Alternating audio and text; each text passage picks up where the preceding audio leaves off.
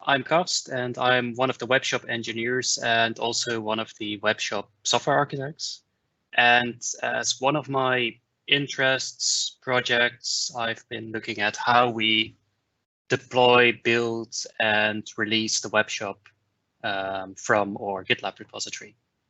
And that actually takes quite some engineering because looking at the numbers, the WEBSHOP is big. This is the default stats panel from GitLab, and we have more than 100,000 commits, almost 200,000 commits nowadays. We have 446 branches open and 1.4 gigabytes in files inside the repository. And at any given point in time, I took this screenshot last week.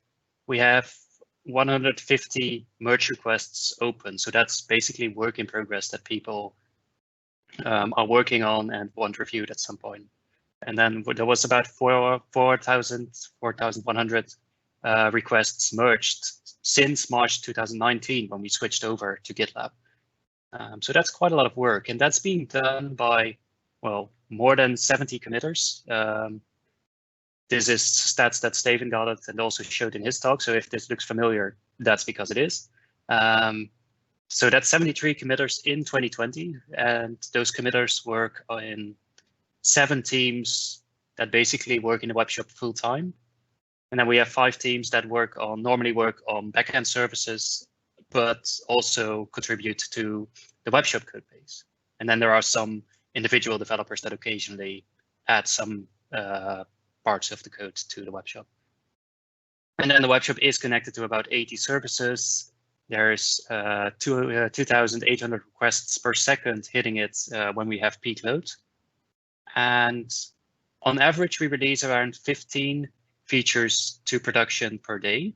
But that number can go up to 50 on very busy days. And the average is growing year by year. But there's another way to think about the WEBSHOP, and that it's like an aircraft carrier. So it's a very big thing that's steaming ahead at a certain course, and it's very hard to change that course. It's not as maneuverable as a small speedboat or a sailing boat. But at the meantime, there is this flight deck that's a runway for launching your features or the airplanes. And those things are fast, they're maneuverable, and they can do basically whatever they need to do. But to make all that run, there is a lot of people that are involved in, well, both steering the boat and making sure it runs okay and everyone's fed on board, but also on the deck itself. And I've got a little video that shows how that goes when launching planes from a flight deck. So this is taken from the point of view of the safety observer who checks that everything goes okay. So he is communicating as the final one to the pilot that he can take off. So there's a thumbs up and the plane goes off. And what you see now from his point of view is that there are a lot of people here that are now moving on to a designated position, and everyone is basically doing their own thing, but they all know what the others are doing, so that that other plane over there can take off. And I'm going to skip ahead in time a little bit to see what the job of the safety observer is, among others, is that, so we're now about 1 minute further. This plane is almost ready to go. And what you see here, that guy is about to walk into the runway because he might have seen something there. But if he does that and that plane takes off, that's going to be a problem. So that is the job of the safety observer. And that guy knows this, and it's okay that he just gets janked back when there's some check-in there. Now, a little bit further along, there is another thing. I slowed this down because there are a lot of signals going on. So first off, the pilot has just done his pre-flight checks. He's signaling there was a confirmation. Now he's checking the catapult, the thing that actually launches the plane so it can take off. And what he did is he crossed his arms like this. There's something wrong. That's taken over by the catapult observer and conveyed to the pilot. So at this point, the launch, the release of the plane is canceled. And they have to check everything again. Everything they just did to make that plane ready for takeoff has to be done again after they've checked what was actually wrong with the catapult. And that's kind of like figuring out what is wrong when you try to release a WEBSHOP and there is a feature causing a bug somewhere. Let me just show how quickly it goes. when it's back on. That should be around here, oh, slightly more. So we're now 2 minutes further along, and we're at the same point in time. Let me just skip a little bit further ahead. Again, the pilot is doing the pre-flight check. The guy in white is now checking OK. The runway is clear. There is a go-ahead sign, and the plane takes off. So what you saw is that I started this minute in about the 2-minute mark. And at that point in time, the one plane took off. Then 2 minutes further along, the second plane was ready for takeoff. There was an error, a problem.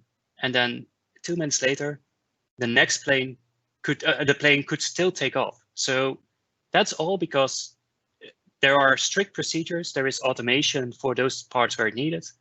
And if there is something wrong, everyone knows what they need to do.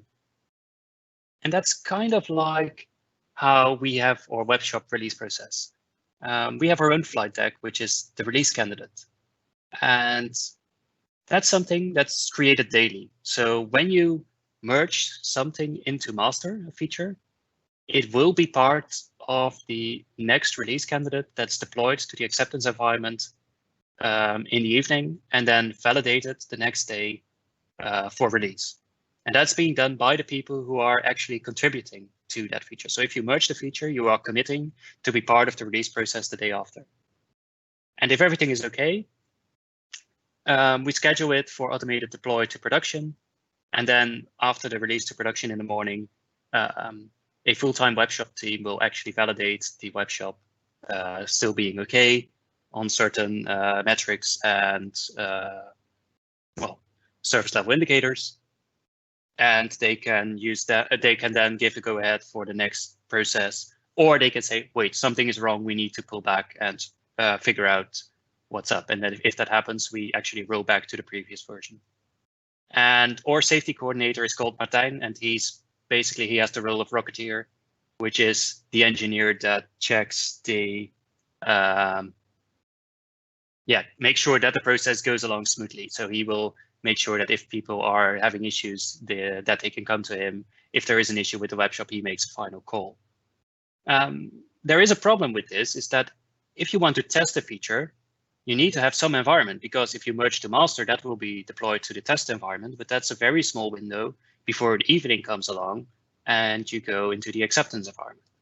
So for that, we have our own pre-flight checks in the form of feature branches that are guarded by merge requests, and including a test pipeline, a feature pipeline that will test the WEBSHOP code base that you are committing to. And it will be reviewed by an engineer outside of your team before it can be merged to master. And you get a feature environment that you can use to test things, your feature on, along with others that are not just looking at your local screen. So to show you how that works is, I made a pipeline. I fixed it this morning. So I committed to this feature branch a change that I'd like to see.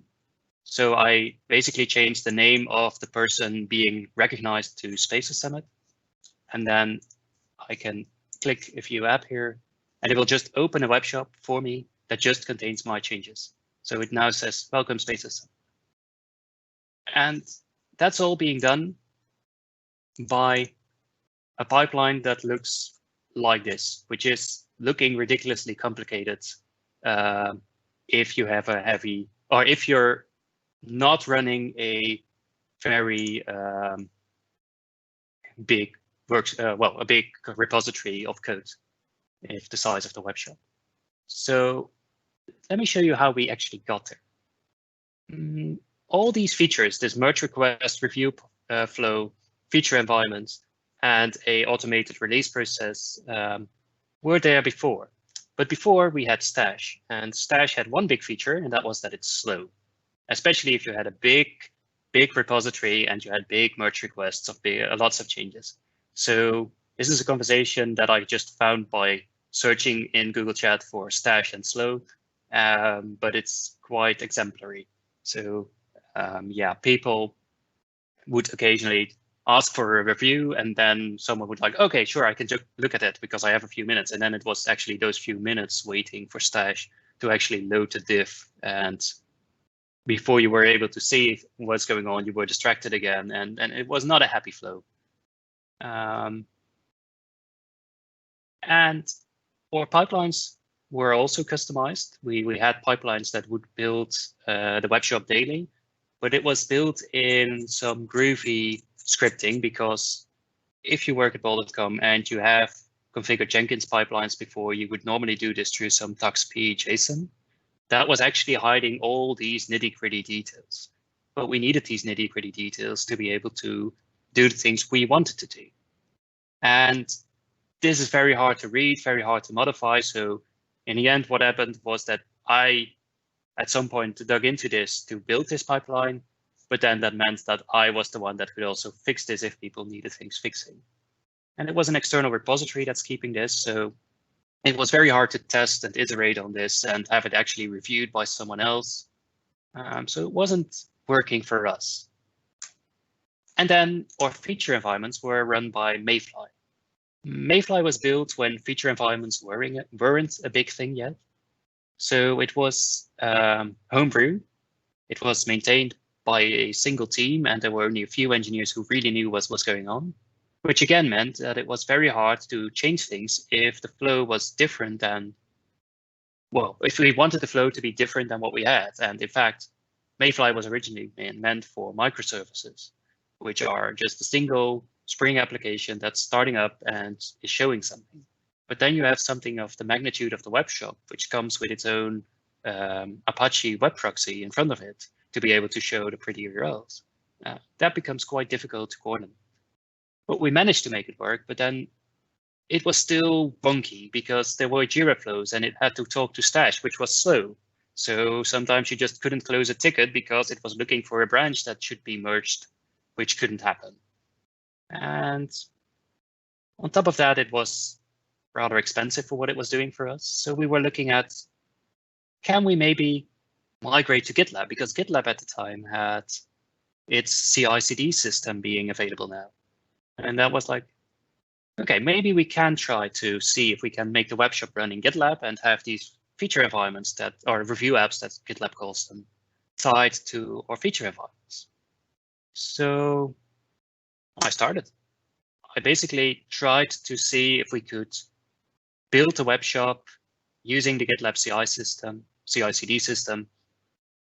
And I did it by just forking the web shop into a GitLab repository and add a GitLab CI file, configure it so that it would run. And then I would build and test the web shop modules. And that's a very small step. But to make it green, I actually had to figure out why our unit tests were failing, because JMocket had some incompatibilities that we were using heavily in the web shop tests, had some incompatibilities with the specific version of Java that was running on the GitLab runners. So I upgraded JMocket, and then if you upgrade JMocket, you have to fix all your tests because they are using a different style than the previous version of JMocket, and JMocket is not backwards compatible. But in the end, it worked, and I could do this in off time. While I was waiting for Stash to load, I could just fix some unit tests and push that to GitLab and see if it would work now. And then, okay, so that worked. We could build and test the web shop. And now I had to see if we could somehow figure out, can we actually make this work as a deploy pipeline? So can we build the web shop and then actually deploy it to test? And for that, I used our team branches, which are similar to what our feature environments were, but they run on pre-configured machines. So they're a bit bigger than these feature environments that are running in MAYFLY. But they require more setup, so you don't have an infinite amount of them. But they work sort of like the test environment. So I could try to build a pipeline that worked almost like the master pipeline, but would deploy to a team environment.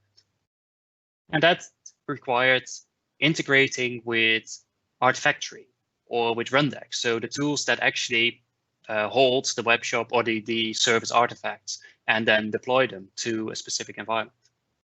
And by this time, I was building and running a web shop so often and caching in between that I actually blew up some GitLab runners that were shared, because the web shop was constantly being pulled into this repository, and the GitLab runners were just caching along.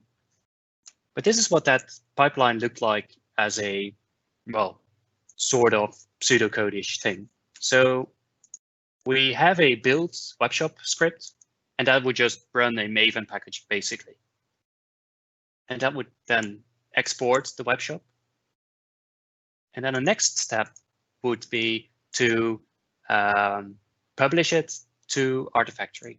By the way, Kostas, is this readable? All right, cool. And then after that, it would tell Rundeck to, hey, deploy this version.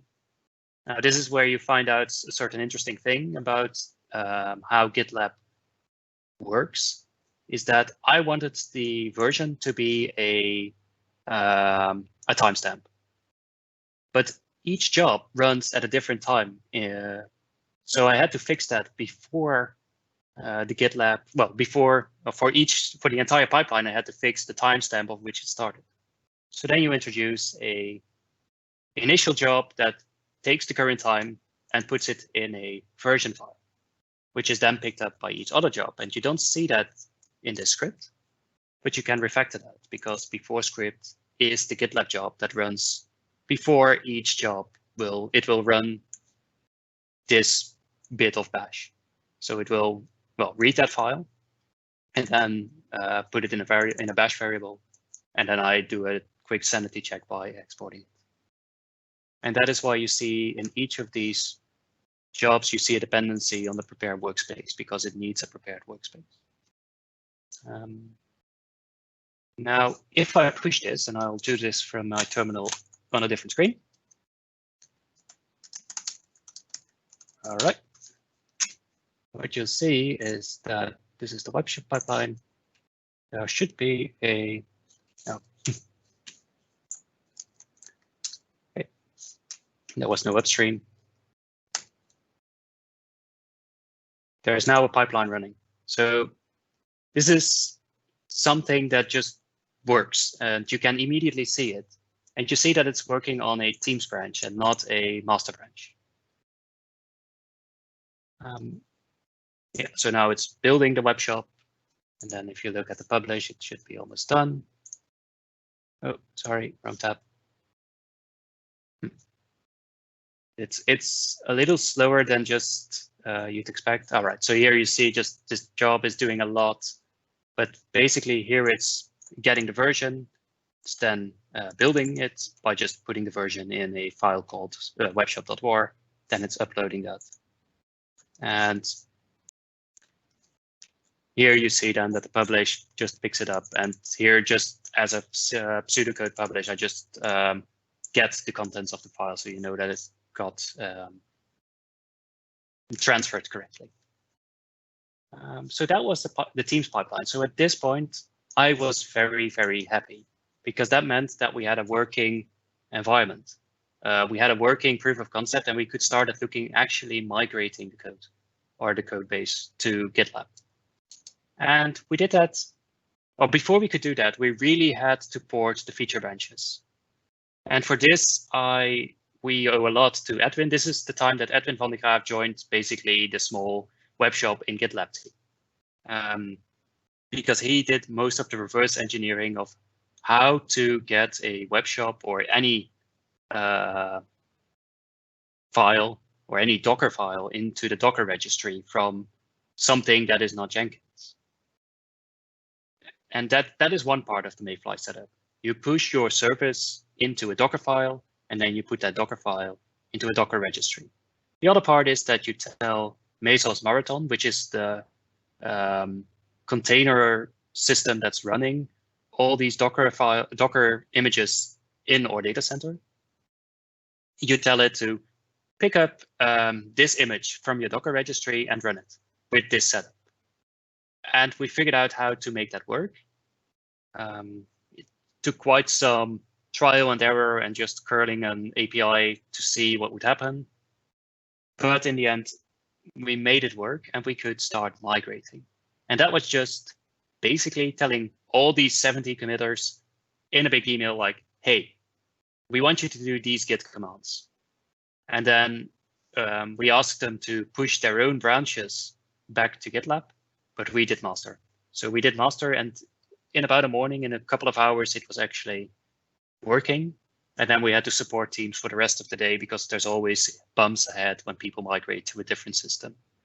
One of the things we saw was that our web shop had a lot of tags, and GitLab tried to index them all, and that was causing it to time out occasionally. So we pruned all the tags and then pushed it back, and things kind of worked.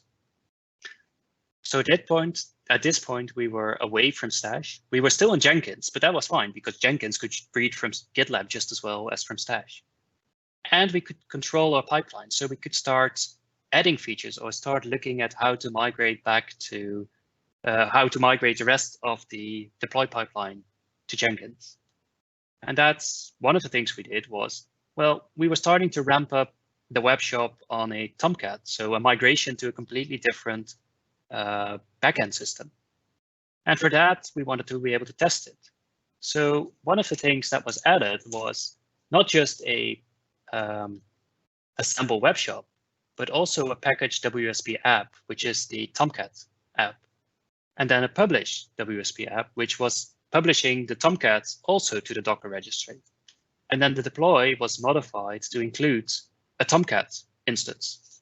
And now you can, inside the web shop feature environments, also look at, hey, what is this thing doing on Tomcat? And that was not done by me or by Edwin. It was done by Lars, who was another web shop engineer and software architect. And he was like, okay, I really want this. I'll just try and figure out how this works on my own feature branch. And GitLab allows you to do that. And then when it was done, he merged it, and it was slowly spreading out to the other feature branches. And then also a similar thing happened with our integration test setup, where we wanted to test components in isolation of the rest of the environment. So together with our test engineers, we built a Docker image that contained a standalone web shop, contained Cypress as our testing tool, and completely disconnected from the rest of the internet or the rest of the network. It would just try and test the web shop. Here we could even do this in the Google Cloud because this wasn't tied to any Oracle licenses, for example. And we did figure out that this was kind of slow, so we have to figure out how to make this faster, and that's still an ongoing process. And that's one of the things that's a drawback of not running in a managed environment, is that you have to do everything yourself. So you have to figure out where things go wrong. But after we had that in place, we could finally start doing master to test deploys. So when you merge the master, build the web shop, and build an artifact that is deployable to test. And that is where we built a pipeline that would compile, test, and then tag a build. And that tag was still picked up by Jenkins. So Jenkins would still do the deploy, and Jenkins would still do the deploy of the release candidate by looking at the tag. Then quite quickly, I moved the deploy part also to GitLab, but not for the acceptance environment. And that then finally we got to the final part of the migration away from Jenkins, and that was how to build a release candidate. And we basically rebuilt what was in Jenkins. We have a release candidate which is scheduled. So very quickly, and because I know I am almost out of time, but I'm exactly in time. So we have a daily release schedule, which runs on master, and it runs every day at 7 in the evening Europe time. And if we need to run it earlier, we can always press this play button. If we want to disable it, we can edit it from here. So this is all in GitLab. And then if you look at the pipeline, it uses this job to find the latest tag, and then it calls run deck and tells it, deploy the web shop using these versions. And then after there's a success, it will trigger a release candidate. And it looks like we have something to look into because our deploy of the Tomcat app failed last night. So normally, so you see here Martijn van de Ven as owner. So he will get the email that something broke. And that's because he's our Rocketeer and release coordinator. And then also because we're on GitLab, we can suddenly add new features that are built on top of these pipelines. Like, well, we now post a friendly message saying, hey, your feature environment is available and this is how you can find it. Or we can start using new GitLab features to speed up the pipeline or to automatically remove our feature environments. And then, yeah, and there's lots more that I'm now looking at, or we're now looking at how we can use features of GitLab Premium that will run our merge requests not against your current branch, but against the merged result. So that will prevent failures in tests because someone added a new test that you happened to violate with your new code. Closing thoughts. Yeah, so self-controlled pipelines or pipelines within a GitLab repository are a very powerful tool, but they're a tool. So know what you use them for, because you will have to put in a lot of typically non-standard engineering work to make things work. We as a web shop have the benefit that we have a lot of engineers and a lot of clever engineers that can spend time on improving things where needed or fix bugs where needed. But still, it's sometimes tricky because you have to learn Bash, or you have to know what the API for Rundeck is, or for Artifactory, or how to push a artifact to curl, true curl. But you can start small. You can start with just trying on your feature branch how to build your artifact. And then only after that works, see how you can push it to Artifactory and hand off the deploy step to Jenkins. And then you can grow and iterate and tailor the pipeline to whatever you need.